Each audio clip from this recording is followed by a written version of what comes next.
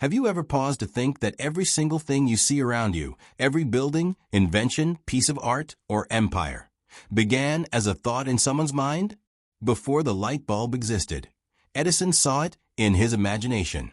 Before the airplane took flight, the Wright brothers visualized it soaring above the ground.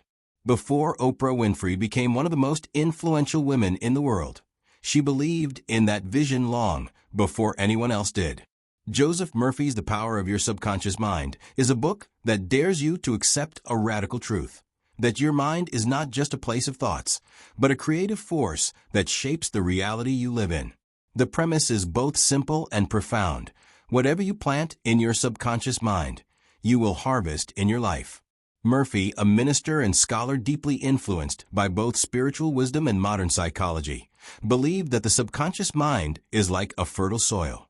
Whatever seeds, thoughts, beliefs, emotions you plant in it will eventually grow into the experiences that define your life. The quality of your outer world, he said, is always a reflection of the inner one. It's a truth that has echoed through time.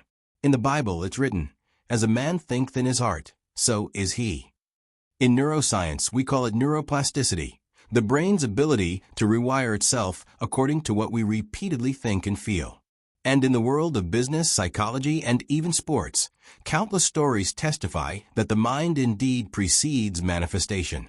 Murphy begins by helping us understand that our mind has two parts, the conscious and the subconscious. The conscious mind is the reasoning, analytical part that makes decisions, sets goals, and judges. It's the captain of the ship issuing commands. The subconscious, however, is the unseen power that drives every function. It's the engine room, obeying every order without question. It doesn't think or argue. It simply acts on the instructions it's given. That means whatever the conscious mind believes to be true, whether good or bad, the subconscious will accept it and make it real. You tell yourself, "I'm unlucky," and your subconscious goes to work proving it. You say, "I always attract good fortune," and it begins to orchestrate events that confirm it. Your subconscious does not understand sarcasm or doubt. It responds purely to emotion, repetition, and conviction.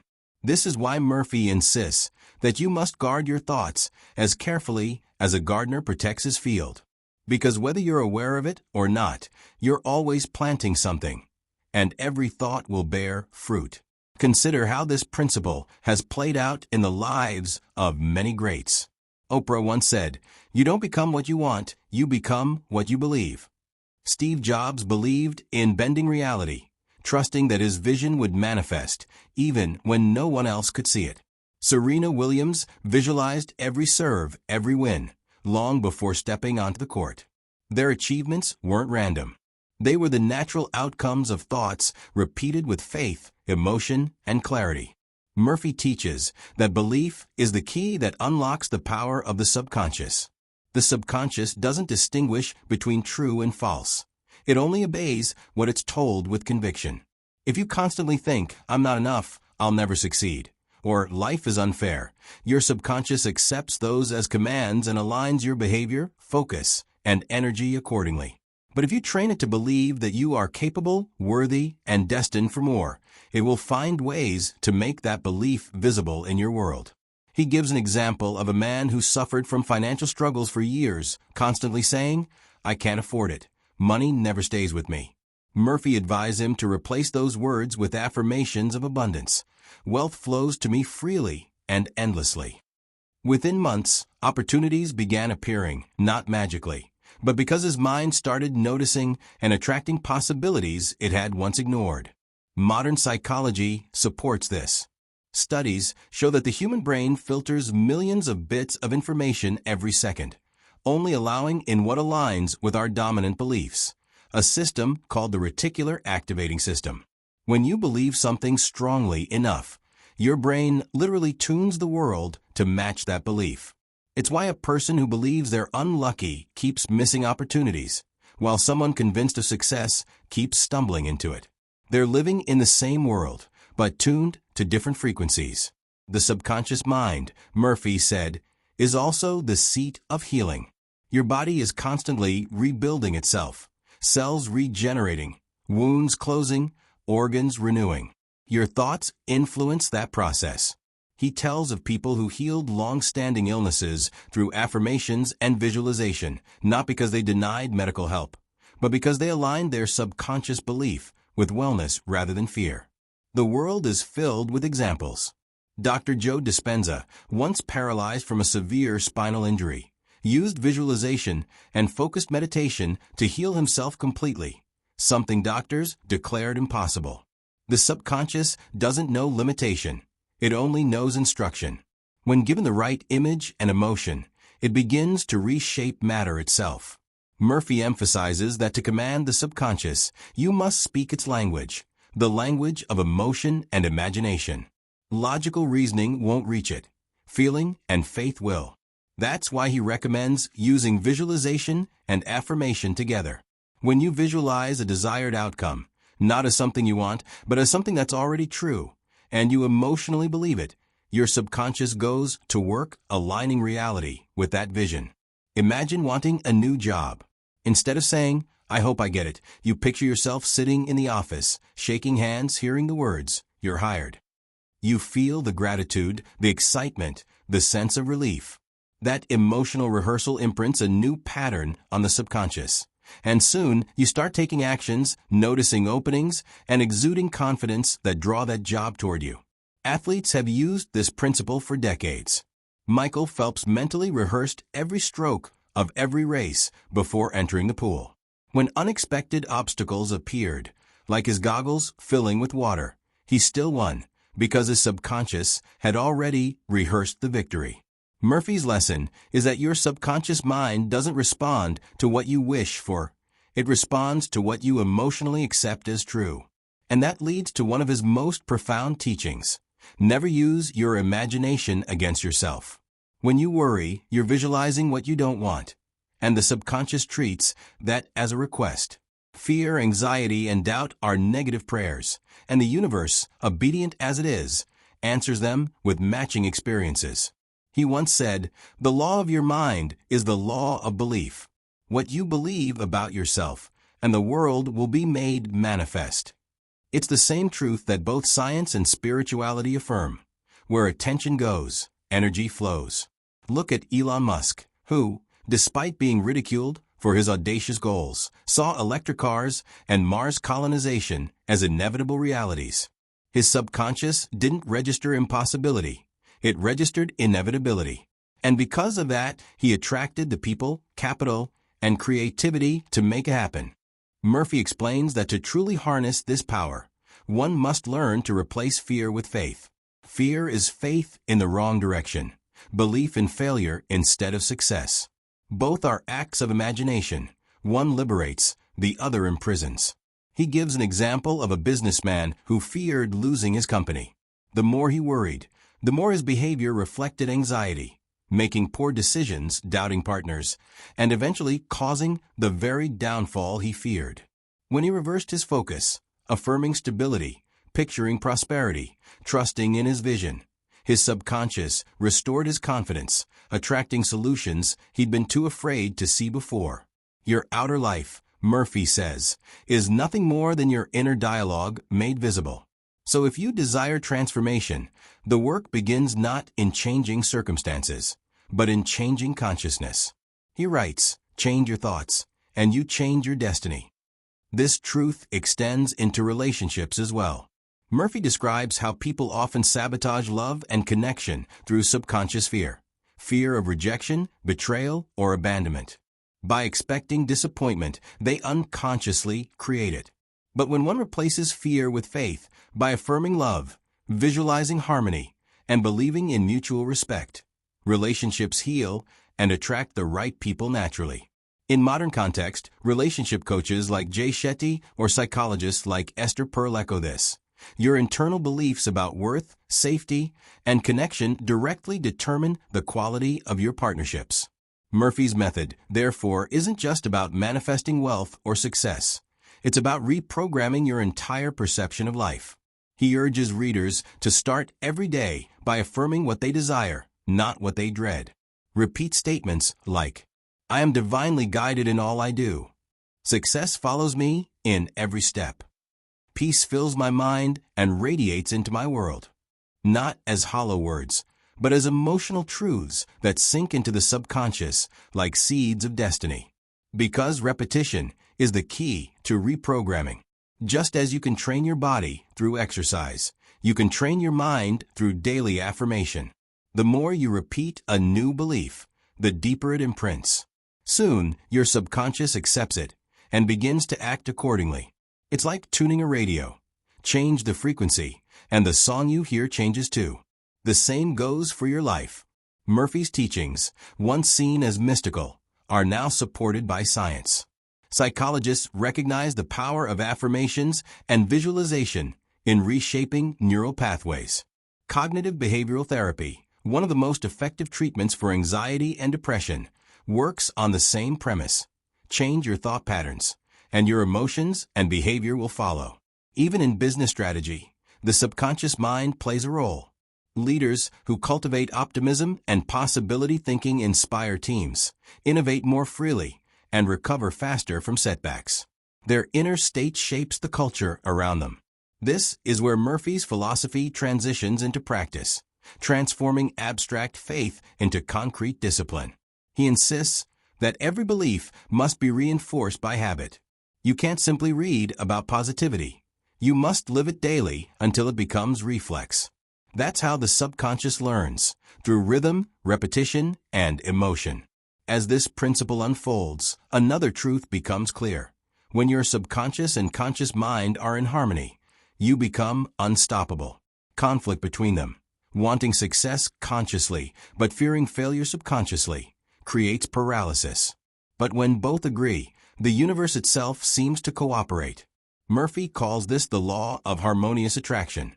The moment your inner world becomes so aligned that everything external begins to rearrange in your favor. From there, the journey deepens into how gratitude, forgiveness, and intuition expand this power even further. The subconscious mind does not differentiate between reality and imagination. It simply acts on the data it receives most frequently and with the most emotional intensity. This means that what we consistently imagine, believe, and feel becomes our reality. Joseph Murphy explains that this is why visualization and affirmations are so powerful. They are not mystical. They are mechanisms for programming the subconscious.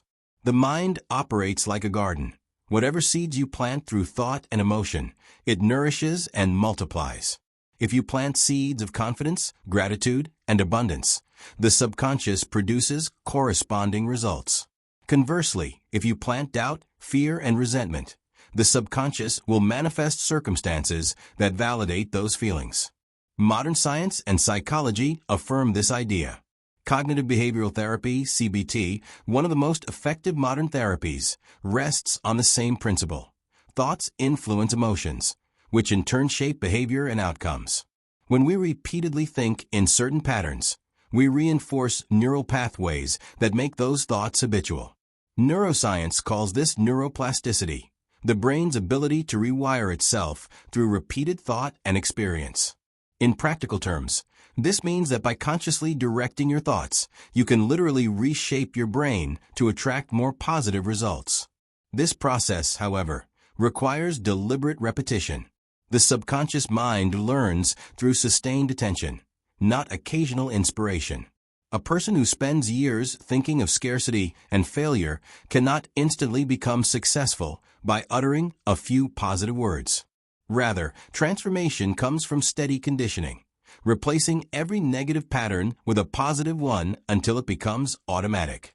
Just like an athlete trains muscle memory, a person must train their subconscious mental patterns. Take the example of Oprah Winfrey, who grew up in poverty and trauma, but often speaks about the transformative power of belief and visualization. Long before she became a global media icon, she imagined herself living in abundance and helping others. Her subconscious accepted that image as truth, and over time, her life adjusted to fit it. Similarly, athletes like Michael Phelps and Serena Williams use visualization before competition, picturing themselves performing perfectly until the mind and body act in harmony. The subconscious mind cannot tell whether the action is imagined or real. It records both as experience. Joseph Murphy emphasizes that our words act as commands to the subconscious. When people constantly say, "I can't afford that," "I'm unlucky," or "I'll never find love," their subconscious treats these statements as instructions, setting up mental barriers that make them self-fulfilling prophecies. This is not magical thinking, it's psychological cause and effect. The subconscious filters perception, directing attention to things that align with its dominant beliefs. If you believe opportunities are scarce, you'll subconsciously overlook them even when they're right in front of you. This is where faith and imagination become tools of power. Faith, in Murphy's context, is not blind religiosity, but unwavering belief in the unseen potential of the mind. To believe in a goal before seeing it is to give the subconscious a blueprint to work with. The mind then organizes thoughts, behaviors, and even external circumstances toward that end. Entrepreneurs like Elon Musk and Jeff Bezos demonstrate this principle vividly. Their ventures began not with certainty, but with conviction in a mental image of what could exist. They faced skepticism, setbacks, and failure, but their belief imprinted such a strong vision on their subconscious minds that their decisions naturally aligned with it. However, Murphy also warns that the subconscious can work against us when we dwell on fear or resentment. These emotions, when fed repeatedly, create blockages in the flow of creativity and health. Modern medicine supports this. Prolonged stress and negative emotions lead to psychosomatic illnesses, where the body manifests physical symptoms from mental distress. A person consumed with anger may suffer high blood pressure. One burdened by guilt may develop fatigue or depression. Conversely, those who cultivate inner peace, forgiveness, and optimism often recover faster and live longer. The subconscious governs not just external success, but internal wellness.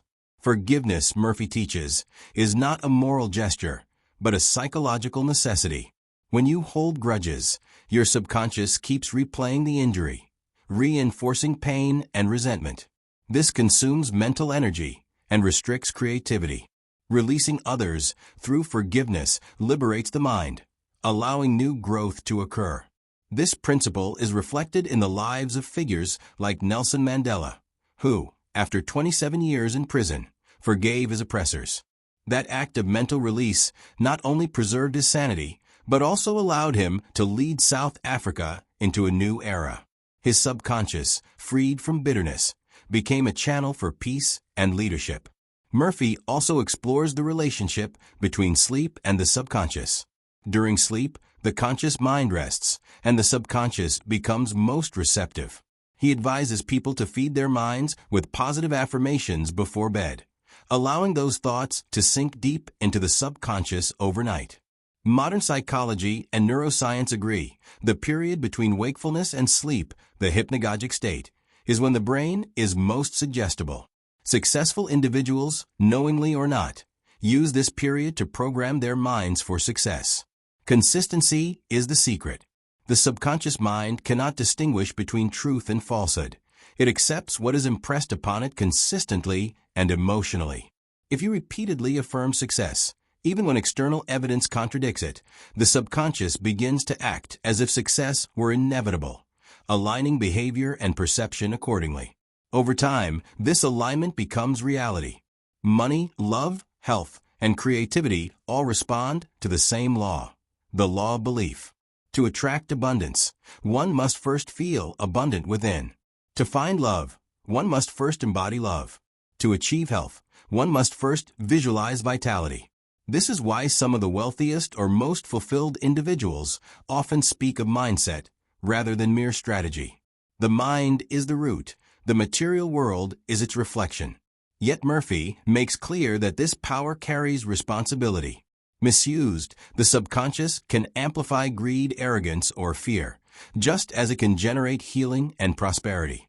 The same mental law that builds can also destroy, depending on the quality of thought directed into it. History offers sobering examples. Charismatic figures who used belief and persuasion for harm rather than good. The subconscious, impartial by nature, serves whatever master it is given. Thus, the discipline of directing thought ethically becomes central to real mastery.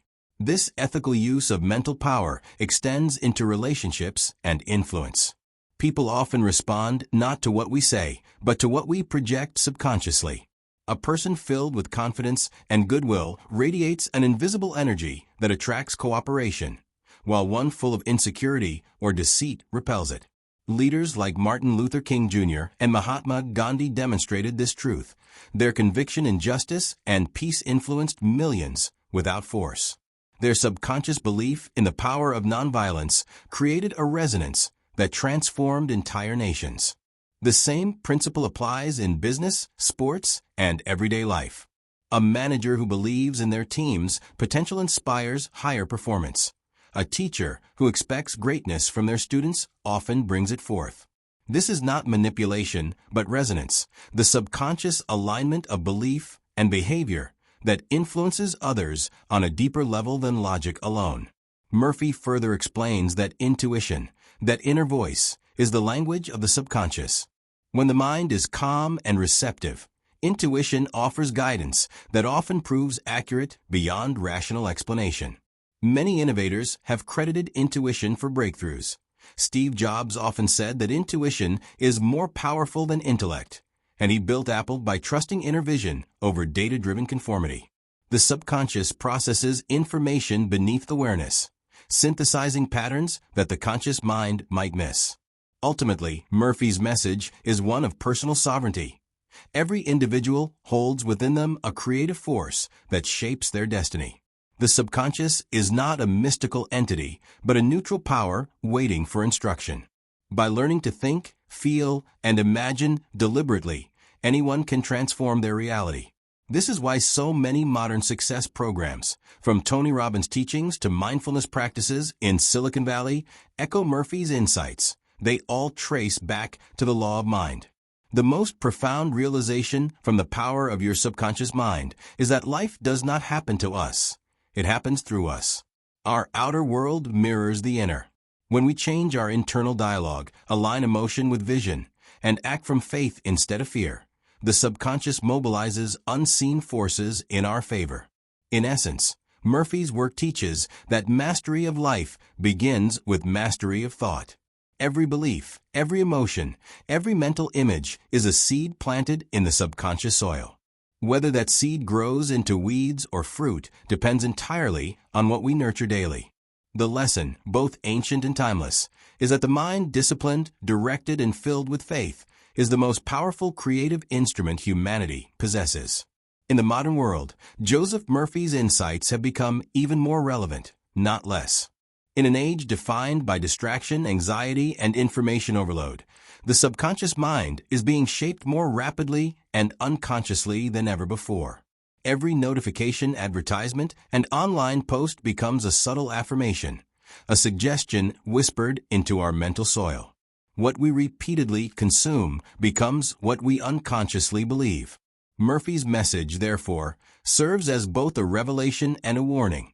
If you do not deliberately program your subconscious, the world will do it for you.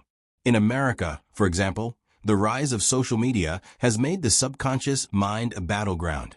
Platforms like Instagram, TikTok, and YouTube constantly reinforce specific images of success, beauty, and worth. Millions scroll daily, absorbing ideals that subtly mold their sense of self. If one repeatedly encounters messages implying, "You are not enough until you have more," that belief lodges itself in the subconscious, creating a constant sense of inadequacy. This explains why people may achieve external success, yet still feel empty or anxious. Their subconscious has been trained to equate worth with comparison, not self-belief. Murphy's teaching invites a reversal of that conditioning. Instead of allowing the outer world to dictate inner peace, he urges individuals to create from within first. The principle is simple yet revolutionary. Change your inner conversation, and the external world will begin to align accordingly. Modern psychological research supports this. Studies from Harvard and Stanford show that practices like mindfulness and positive visualization reduce anxiety, enhance decision-making, and improve physical health. These are scientific validations of what Murphy called mental laws. Consider athletes like LeBron James or Simone Biles, who openly discuss mental training as essential as physical practice. Visualization, meditation, and affirmations are now standard tools in elite sports.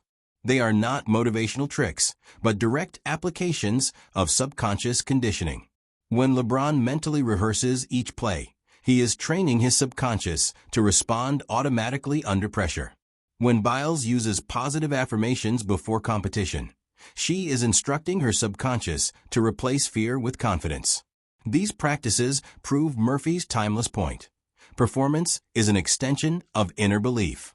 In the realm of business, the subconscious mind's influence is equally evident.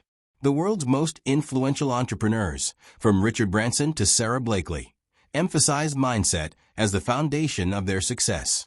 Blakely, founder of Spanx, attributes her billion-dollar success to visualization. She spent years imagining her products in stores before any prototype existed. Her belief was so strong that it guided her subconscious actions, from how she pitched investors to how she persisted through rejection. The subconscious mind, once convinced, reshapes behavior automatically to fulfill the belief. Even failure, Murphy insists, is a creation of the mind. When we internalize defeat, our subconscious begins to anticipate it, subtly orchestrating conditions that confirm it. Conversely, those who view failure as feedback program their subconscious to learn, adapt, and grow. This is the essence of resilience. Thomas Edison, for instance, reframed his thousands of failed experiments as steps toward success, a mindset that kept his subconscious focused on discovery rather than discouragement. The subconscious, Murphy would say, doesn't respond to words, it responds to emotional conviction. Edison believed unwaveringly that success was inevitable, and so it became. In relationships, too, the subconscious plays a defining role. We attract not what we want, but what we are. If one harbors fear of betrayal or feelings of unworthiness, the subconscious projects these fears into behavior and perception, often leading to self-fulfilling experiences. In contrast, when we cultivate self-love and emotional security, we naturally draw people and circumstances that reflect those qualities. Psychologists today describe this as attachment theory, but Murphy explained it decades earlier in spiritual terms. What is impressed inwardly will be expressed outwardly. Forgiveness remains one of the most transformative tools Murphy offers. In recent years, research from the American Psychological Association has shown that forgiveness reduces stress, improves heart health, and enhances life satisfaction. When people release resentment, they unburden their subconscious from toxic loops of anger and pain. This not only frees the mind, but restores physical vitality.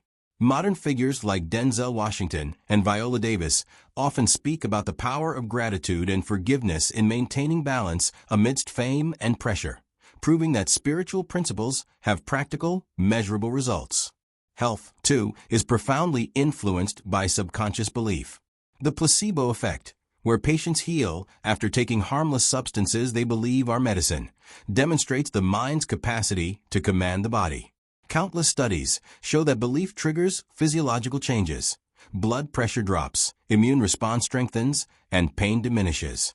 Murphy argued that prayer, visualization, and faith harness this same mechanism consciously. To believe in healing is to instruct the subconscious to activate the body's inherent intelligence. Hospitals across the U.S. now incorporate meditation and visualization therapy for patients, a sign that modern science is finally catching up to what Murphy taught generations ago. But Murphy's vision extends beyond personal gain. He believed the subconscious mind could reshape entire societies when guided by collective belief. Social movements begin with individuals who dare to imagine change before it manifests. Dr. Martin Luther King Jr.'s dream speech, for instance, was a public visualization that reprogrammed the American psyche. His words painted images of unity and justice so vividly that millions began to believe them possible. The subconscious power of collective faith transformed national policy, an example of mental law applied at societal scale. The same dynamic continues today. Environmental movements, technological innovation, and even global peace efforts all begin as ideas, mental pictures held firmly until they manifest. Elon Musk's belief in interplanetary travel once seemed delusional, but by persistently feeding that image into his subconscious and acting upon it, he aligned his entire life with it.